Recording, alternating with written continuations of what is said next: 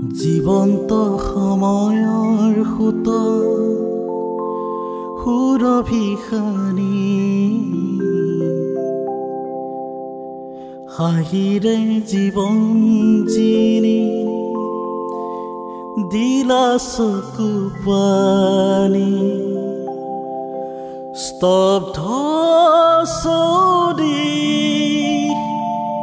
বিদায় হেমন্তদা তুমি আছিলা অত জন তুমি আদৰ্শ কত জন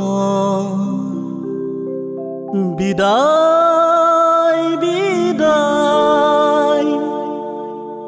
হেমন্তদা তেওঁ সাধাৰণভাৱে পঞ্চায়তৰ পৰা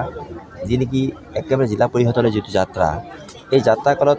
মই সৰুৰ পৰা ডাঙৰ দীঘল হৈছোঁ দেখিছোঁ কোনো সাংবাদিকে তেওঁৰ বিৰুদ্ধে এটা বাক্য লিখা নাই আৰু আটাইতকৈ গুৰুত্বপূৰ্ণ কথা আছে কি যে মই যেতিয়াই মানে ৰাজনৈতিক কামত গৈছোঁ তেতিয়াই তেওঁ যি অঞ্চলত কাম কৰিছে কেৱল মানুহৰ মুখত তেওঁৰে কথা মোৰ হিংসাও লাগি যায় কেতিয়াবা সি ইমান ভাল কাম কৰিছিল কিন্তু আজি মই প্ৰথম যেতিয়া আহি পাইছোঁ মৃতদেহটো লৈ কলৈ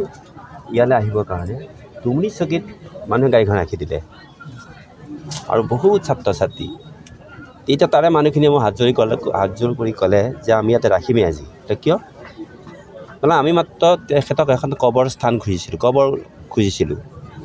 তেখেতে 8 লাখ টকাটো দিলেই কবৰ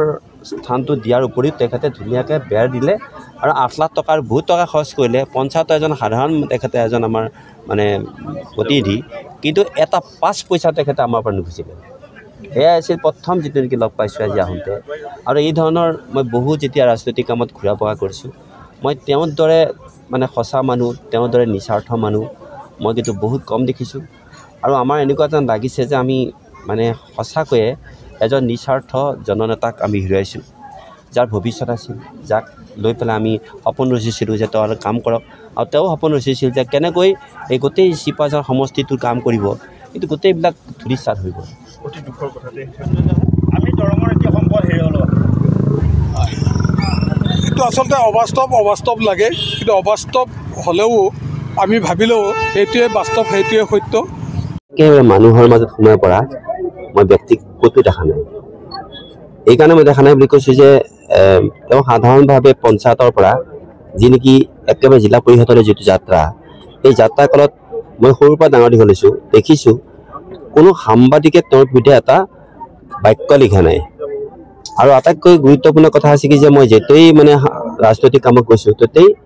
তেওঁ যি অঞ্চলত কাম কৰিছে কেৱল মানুহৰ মুখত তেওঁৰে কথা মোৰ হিংসাও লাগি যায় কেতিয়াবা সি ইমান ভাল কাম কৰিছিল কিন্তু আজি মই প্ৰথম যেতিয়া আহি পাইছোঁ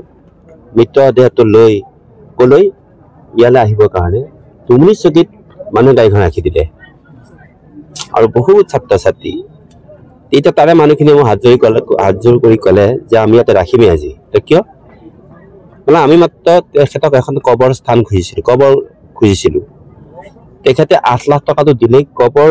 স্থানটো দিয়াৰ উপৰিও তেখেতে ধুনীয়াকৈ বেৰ দিলে আৰু 8 লাখ টকাৰ বহুত টকা খৰচ কৰিলে পঞ্চায়তৰ এজন সাধাৰণ তেখেতে এজন আমাৰ মানে প্ৰতিনিধি কিন্তু এটা 5 পইচা তেখেতে আমাৰ পৰা নুখুজিলে এয়া আছিল প্ৰথম যিটো নেকি লগ পাইছোঁ আজি আহোঁতে আৰু এই ধৰণৰ মই বহু যেতিয়া ৰাজনৈতিক কামত ঘূৰা পকা কৰিছোঁ মই তেওঁৰ দৰে মানে সঁচা মানুহ তেওঁৰ দৰে নিস্বাৰ্থ মানুহ মই কিন্তু বহুত কম দেখিছোঁ আৰু আমাৰ এনেকুৱা যেন লাগিছে যে আমি মানে সঁচাকৈয়ে এজন নিস্বাৰ্থ জননেতাক আমি হেৰুৱাইছোঁ যাৰ ভৱিষ্যত আছিল যাক লৈ পেলাই আমি সপোন ৰচিছিলোঁ যে তেওঁ কাম কৰক আৰু তেওঁ সপোন ৰচিছিল যে কেনেকৈ এই গোটেই চিপাঝাৰ সমষ্টিটোৰ কাম কৰিব কিন্তু গোটেইবিলাক ধূলিসাৎ হৈ গ'ল অতি দুখৰ কথাতে এদিনো হৈ গ'ল জীৱনটো কেনেকৈ কটাইছে কেনেকৈ জীৱনটো মানে ঘৰৰ প্ৰতি দায়বদ্ধতাৰ ক্ষেত্ৰত যিখিনি কাম কৰিব লাগিছিল একো নকৰি গ'ল তাৰ বাবে কাম কৰিলে আৰু সেইবিলাক ক্ষেত্ৰতে মই ভাবোঁ যে সঁচাকৈ এই ধৰণৰ যদি আৰু দুজনমান যদি আমাৰ হেমন্ত ডেকা থাকে তেতিয়াহ'লে কিন্তু সঁচাকৈয়ে মানুহৰ জীৱন বা আমাৰ সামাজিক জীৱন শ্ৰেষ্ঠ বা সুন্দৰ হৈ পৰিব ভাষা নাই আজি আমাৰ গোটেই অঞ্চলবাসী আজি শোকসাগৰত ডুব গৈছে। হেমন্ত ডেকা আচলতে এগৰাকী পঞ্চায়তৰ বিশেষজ্ঞ বুলি ক'লেও ভুল নহয়, এগৰাকী তেনেকুৱা ব্যক্তি আছিল।